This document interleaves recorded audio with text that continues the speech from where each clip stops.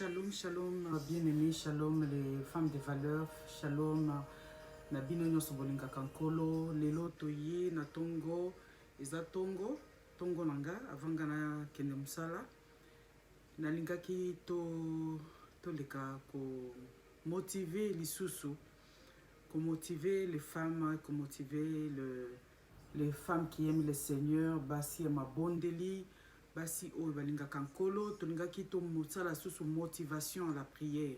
Motivation parce que la prière c'est notre respiration. La prière c'est notre respiration. Donc tant que tozo respirer, ndenge tozo respirer, ndenge tozo bondela.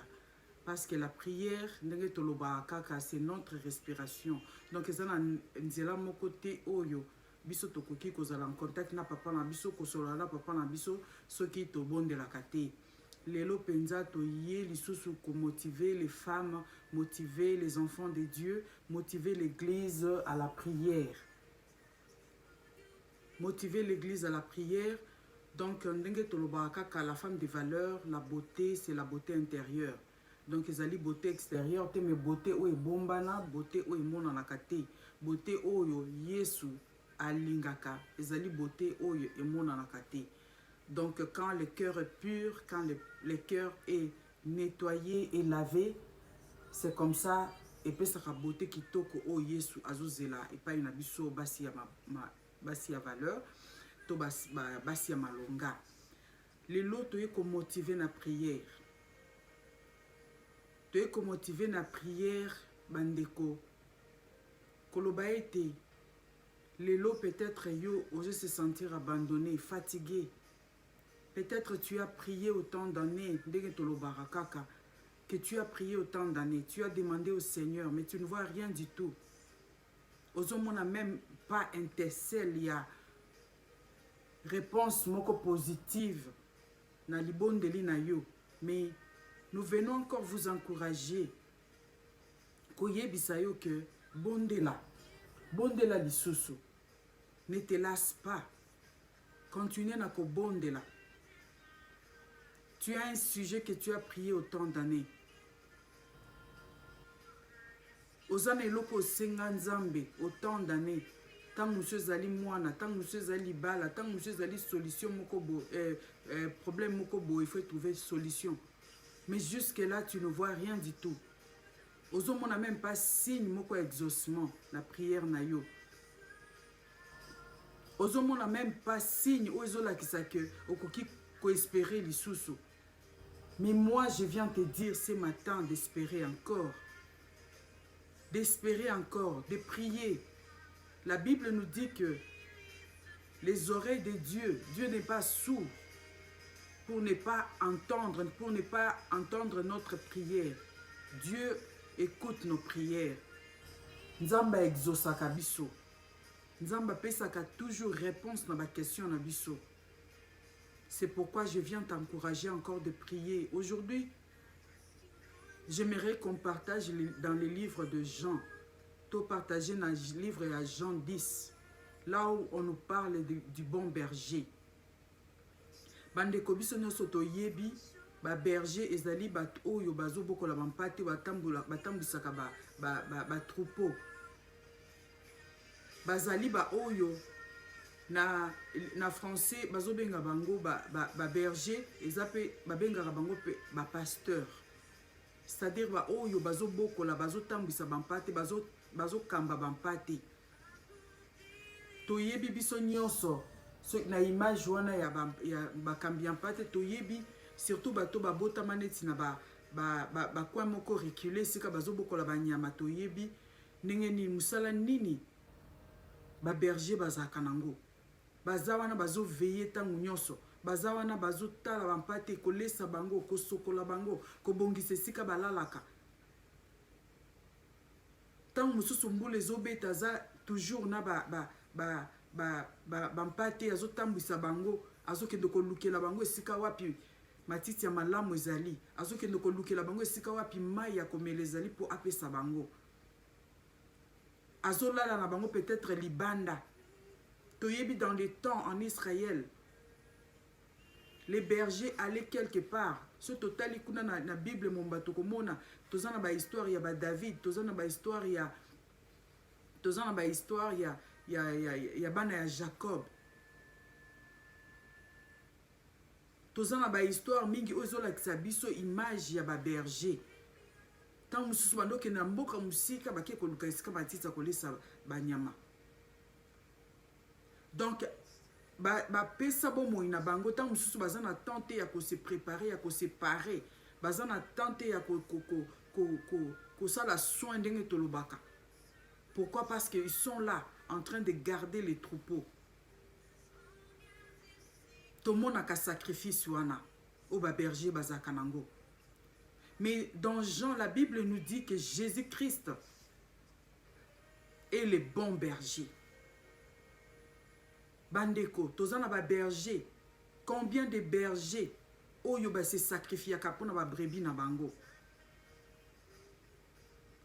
Combien de bergers pour être ba berger na tozolo bawana ba lutaka soka monike lion azoya nyama makasa azoya atazaki na ba troupeau ameki peut-être ko bundisa ya ko kite akokima pour être azana besoin à sauver pe bomo na ye akokima tiki ba brebis tant mususu ba brebis ba ko panza na bazan de bandade pour être nyama ya mabe aye. Par exemple lion aye ko attaquer bango akokima po a sauver bomo na ye akondima te kaka kufa po azobokola banyama akokima po azana besoin à sauver bomo na ya batela pe bomo na ye.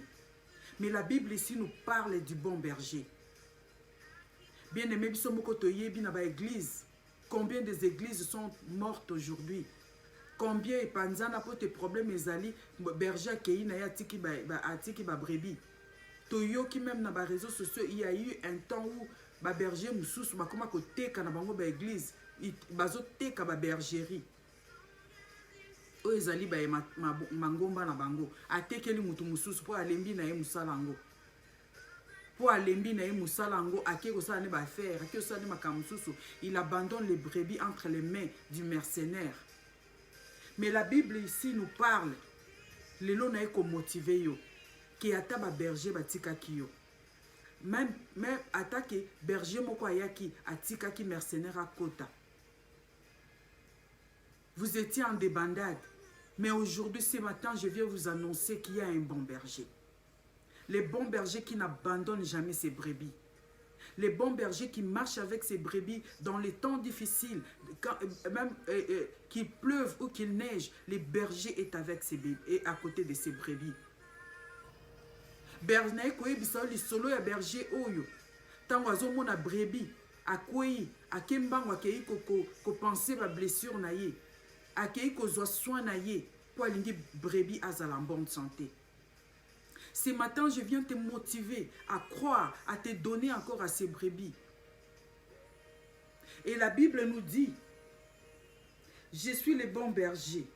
Dans verset 14, Balobi, je suis le bon berger, je connais mes brebis et elles me connaissent. Comme le Père me connaît, et comme je connais le Père, et je donne ma vie pour mes brebis. Balobi, Yesolobi, je connais mes brebis et ils me connaissent. Bien aimé, na outé koloba na vidéo nanga précédente que moi na mon côté aboso na kamungonga papa na ye. Nous connaissons la voix de nos pères. Tango papa zolo bozo ba que ça c'est mon père qui parle. Papa tazana molili abandi koloba kuno koyeba ki papa nanga azali. Tango to banaye kokola so ibo vandi boyoki mungonga papa zolo ba déjà na nzela boyebi ki papa ye. Un enfant connaît la voix de son père. Et Jésus-Christ te dit ce matin qu'il connaît, il te connaît. Le bon berger te dit, il te connaît. Nayoka ki mosali moko bande koloba lobi. Aote koloba na ba réseaux sociaux, je ne sais pas comment ça a commencé, mais nayoka ki ka commentaire na koloba ke et qui paraîtrait ba ki soki ba ko kangaye, soki ba tinda ki ba soldat na église. Mais le pasteur déclare, il dit que il y a koki koti kalate akufa pona bango. Poye pas amuto. Yango akima kinae. C'est vrai, il a raison. Personne ne peut mourir pour l'autre, bien aimé. Ezata ata na kati na libala, ata na kati na bolingo, moko ta kolinga kokufela mutu mususu. Et rassure-toi, ceux qui okufeli pona mutu mususu, eza na valeur te lokola o Yesu akufela biso na ikoloso. Jésus-Christ a donné sa vie pour nous, les bons bergers. Les bergers de ce monde peuvent nous abandonner. Ces pasteurs-là avaient raison, parce que yé aza mutu. Yé pas un berger ne aza Yesu. C'est vrai, aza na ba limite. Ceux qui nous dirigent ont des limites. Tozan na ba limite. Même nous qui avons des enfants, pour élever un enfant, il faut demander la grâce de Dieu. Parce que c'est le Seigneur qui connaît les cœurs. C'est le Seigneur qui contrôle. C'est le Seigneur qui dirige les cœurs de nos enfants. Nous n'avons pas à changer.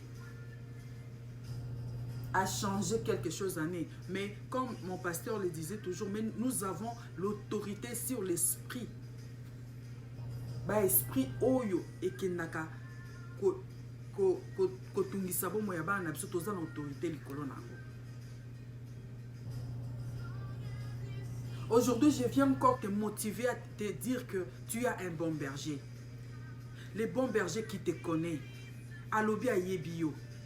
Basuki ya mutu na yo ayebi kotanga ngo. Ayebi nombre nango. Même quand tu es dans ta souffrance, même quand tu es dans tes difficultés là, les bons bergers te connaissent.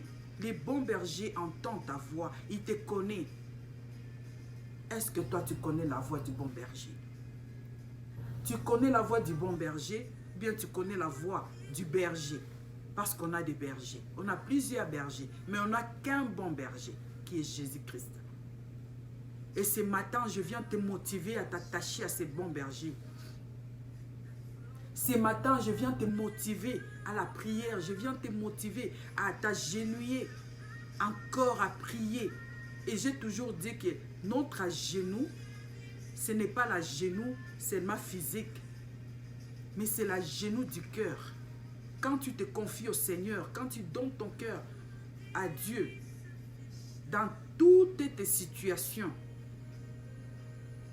que tu traverses, sache qu'il y a un bon berger. Et si tu es attentif ou attentive, tu entendras la voix du bon berger. Parce que les bons bergers parlent toujours. Les bons bergers nous parlent. Même lorsque nous sommes dans la profondeur de nos difficultés, les bons bergers parlent. Et si tu es attentif, tu vas entendre la voix du bon berger te parler, te consoler. Et quand il nous parle, c'est pour nous consoler. C'est pour nous fortifier. Bien-aimés, dans les versets 27, la Bible nous dit ceci. Et nous, vous savez que nous ne lisons pas, mais nous lisons un tout petit peu aujourd'hui pour t'encourager. Dans 27 du livre de Jean 10, la Bible dit, « Mes brebis entendent ma voix. Je les connais et elles me suivent. Je leur donne la vie éternelle et elles ne périront jamais. Et personne ne les ravira de ma main. Mon Père qui me les a donnés est plus grand que tous. Et personne ne peut me les ravir de la main de mon Père.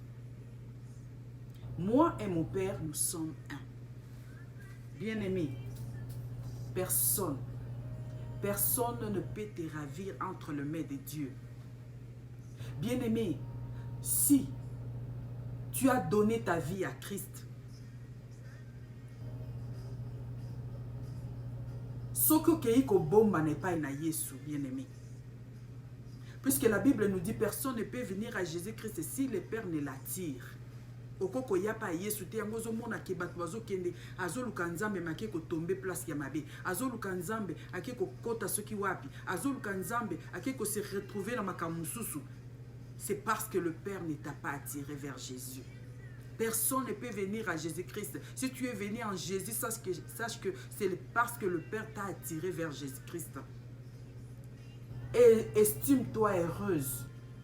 Estime-toi heureux Parce que Jésus-Christ, parce que le Père t'a attiré vers Jésus. Et Jésus te dit que oyo nyonso papa ne apesa na maboko moko takoboto lango. C'est-à-dire que papa apesa yo na maboko na Yesu. Yo za na kati na maboko na Yesu. Peu importe bandoki ba telema, ba magicien ba telema, mais lokola papa apesa yo ye na maboko, alobi ke moko te akoboto la yo na maboko na ye. Personne ne me les ravira. Mutu te akoboto la yo po yena yona Yesu na papa na bazali mutu moko. Et soki ndoki, soki mutu misala mabe alingi azwa yo, d'abord il faut passer par Yesu. Aleki pa Yesu, soka akomi pa Yesu, akei Yesu azasko na kati ya papa, akende kozwa yo sko na kati kuna. Je crois que tu me comprends. Tu comprends la sécurité et la protection que tu as, qui vient de Dieu. Ta vie en Jésus-Christ est sécurisée. Ta vie en Jésus-Christ est protégée. C'est pourquoi je viens t'encourager à prier, à continuer à espérer, à croire en Dieu, à espérer que Dieu peut changer ta situation. Et le Seigneur ne ment jamais. J'ai toujours dit, le Seigneur ne ment jamais. Si tu n'as jamais essayé, essaye. Essaye aujourd'hui. Et tu verras.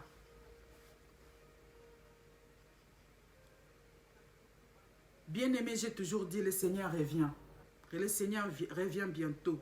Préparons-nous à sa rencontre. Femmes, réveillons-nous, prions. La femme, tu as des valeurs. Tu as des valeurs que le Seigneur attend. Tu as des valeurs oyo esengeli osalela. Et nzamba sala makambo tia makambo minene kati na yo azozela kaka obondela, azozela obeta mabolongo. Tu as des qualités en toi, tu as des valeurs en toi. Oyo nzamba lingi osalela. Okosalela ngo ndenge sokozo bondela te. Le Seigneur t'invite à la prière. Femme de prière, lèvons-nous, prions. Et nous pouvons changer des situations. J'ai toujours dit, la femme, tu as la capacité, parce que le Seigneur a mis en toi des capacités. Oh, et que ça là qui a changé nyonso. Parce que tu peux changer aussi ton mariage. Tu peux changer la situation nyonso, parce que pour les femmes, beaucoup plus c'est le mariage. Nos enfants. Et tout changera si tu t'élevais et tu priais. C'est alors que le Seigneur manifestera sa puissance en toi. Que le Seigneur vous bénisse. On vous encourage toujours à liker nos vidéos, à vous abonner, parce que c'est ce qui nous maintiendra dans cet réseau. Donc, façon dont vous contribuer pour nous sala au Isali, quand vous partagez ma vidéo, peut-être yo, et vous savez le côté intéressé au thé. Peut-être yo, vous en avez une situation mon côté au Isoli lisayo même. Peut-être muninga zanango. Ba contact na yo wana, partager bazo zela encouragement na prière. Ba musique na yo wana bazo zela encourager bango po bazana ba problème. Alors partagez vidéo. Vous liker et puis vous s'abonner pour la gloire du Seigneur. Partagez les messages de Dieu. Kozala kaka te muta partager ka ba blague, a partager kaka makambu oyo ezana ngoya malonga te makambu kaka oyo baloba ki baseka ki mutu basala ki boy, mais partage aussi la parole de Dieu. Ce que vous en attendez pour évangéliser, j'ai toujours dit évangélise avec moi. Que le Seigneur vous bénisse. Bonne journée à vous tous. Au bakoyambango na pokwa nzamba zala na bino. Bientôt la tozo banda prière. Que le Seigneur soit avec vous.